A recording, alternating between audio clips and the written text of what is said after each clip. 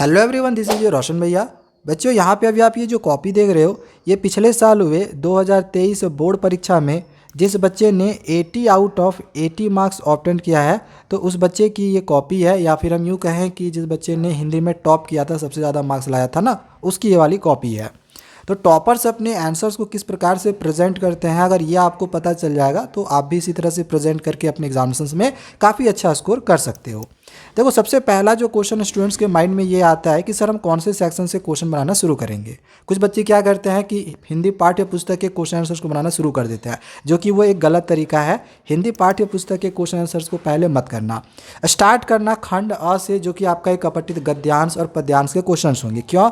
क्योंकि ये एक अनसीन पैसेज रहता है, इससे पहले आपने कभी देखा नहीं होगा। अब इस क्वेश्चन को अगर आप लास्ट में करने जाओगे तो जल्दबाजी करने के दौरान आपके क्वेश्चंस उसमें गलती हो सकते हैं, क्योंकि आपने पढ़ा हुआ होगा नहीं, तो आप उसमें जल्दबाजी करोगे ना कि हमको आंसर जल्दी चाहिए, तो उसमें छूट सकता है। लेकिन हिंदी पाठ्य पुस्तक का क्वेश्चन आंसर लास्ट में करना। क्यों? क्योंकि उसके क्वेश्चन आंसर्स ऑलरेडी हमें याद रहते हैं, चैप्टर पढ़ा हुआ रहता है, हम अपने से बना के उसमें आंसर्स को लिख सकते हैं। ठीक है, तो ये पहली चीज़ थी जो आपको पता रखनी है। अब कॉपी को में हमें आंसर्स प्रेजेंट किस तरह से करनी है, उसको एक एक करके देखो।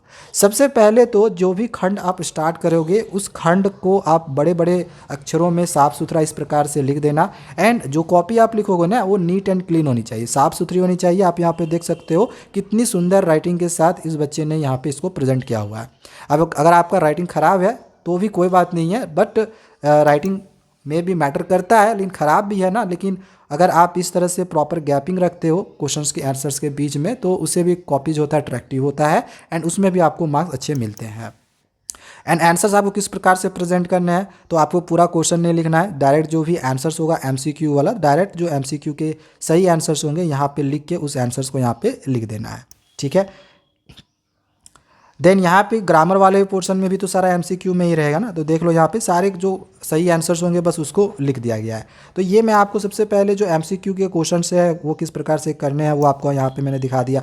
जो आंसर सही होगा ना, बस उसी को लिख देना है और कुछ नहीं करना है। ठीक है, देखो यहाँ पे इन्होंने क्या किया है, लाइन बाई लाइन आंसर्स को लिखा है।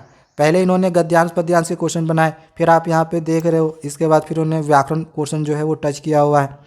देन इसके बाद देखो खंड ब में आए हैं, जिसमें इनको ऑलरेडी चैप्टर इन्होंने पढ़ा हुआ होगा, तो बस यहाँ से वो बना बना के लिखते जाएंगे। अब अगर समय की कमी भी होती है, इसके बावजूद भी कोई दिक्कत नहीं होगा, क्योंकि इन्हें ज़्यादा अब इसमें सोचना नहीं होगा।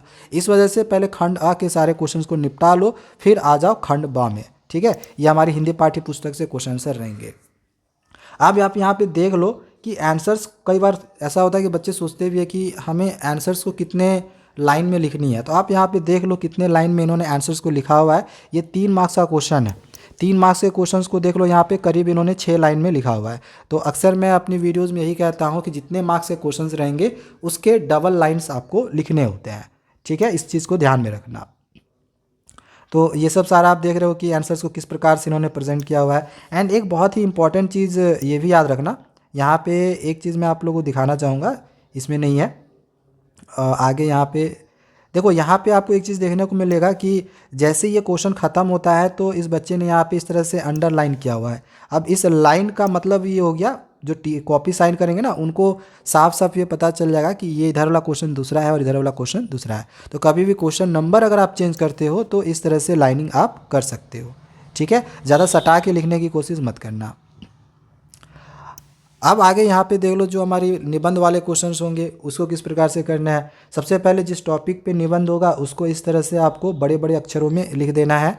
एंड इसके बाद उसके बारे में आपको पूरा यहाँ पे जो भी आता होगा उसको लिख देना है। निबंध लिखते समय एक चीज़ ध्यान रखना कि शुरू का कम से कम 2-3 लाइन अच्छे से लिखना और लास्ट वाला अच्छे से लिखना। बीच में आप कुछ भी रामायण महाभारत लिख दो, कोई दिक्कत नहीं है, इसमें आपको नंबर मिल जाता है, वही फुल नंबर मिलता है। ठीक है, अब यहाँ पर एक चीज़ मैं आप लोगों को दिखाना चाहूँगा।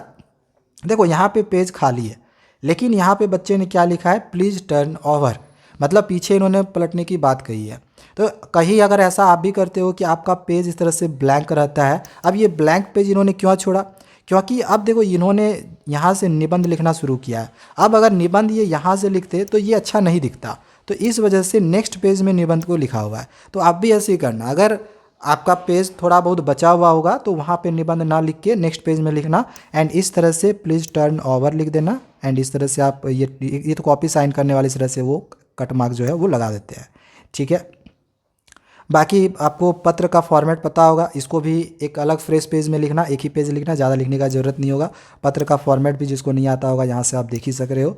एंड ईमेल का जो फॉर्मेट होगा वो भी आप यहाँ पे देख लो। अब देखो यहाँ पे एक अच्छी चीज़, देखो ये गलत हो गया, तो इन्होंने बहुत ज़्यादा काट छाट नहीं किया है। जैसे बहुत बार बच्चे होते हैं ना पूरा काटने लग जाते हैं इस तरह करके, ऐसा नहीं करना, इससे आपकी कॉपी गंदी लगेगी। आपका कॉपी नीट एंड क्लीन रहना चाहिए। काटने का सही तरीका क्या है, ऐसे इन्होंने अंडरलाइन करके दिखा दिया, कट मार्क्स कर दिया। एंड यहाँ पे इन्होंने लाइन खींच दिया ताकि इससे पता चल जाएगा कि ये भाई ये आंसर नहीं है, इसके नीचे वाला आंसर्स है, ठीक है। तो यहाँ पे इसके आंसर्स को आप देख सकते हो कि किस प्रकार से इन्होंने ईमेल लिखा है। ईमेल का आप फॉर्मेट भी यहाँ से देख लो। एंड लास्ट जो आपका क्वेश्चन रहेगा वो तो पता है विज्ञापन लिखने के लिए रहेगा। तो विज्ञापन के लिए एक किस तरह से बोल्ड अक्षरों में टॉपिक का नाम लिखना है जिस पर आपको विज्ञापन लिखना होगा, उससे रिलेटेड कुछ चित्र बना दो, उसमें कितना आप छूट देना चाह रहे हो वो लिख लो, कुछ कहावत होगा तो वो लिख सकते हो, पता दे दो, फ़ोन नंबर डाल दो, ईमेल डाल दो, बस हो गया। इससे ज़्यादा और कुछ हमें विज्ञापन में करना नहीं होता है। तो बस यही है आपका टॉपर्स का आंसर शीट। आप यहाँ पे आपको समझ में आ गया होगा कि कैसे आपको हिंदी ए का जो पेपर है वो प्रेजेंट करना है। सो आज के लिए इतना ही। और भी इसी तरह की यूज़फुल वीडियोस पाते रहने के लिए हमारे चैनल को सब्सक्राइब करके रखें। Thank you.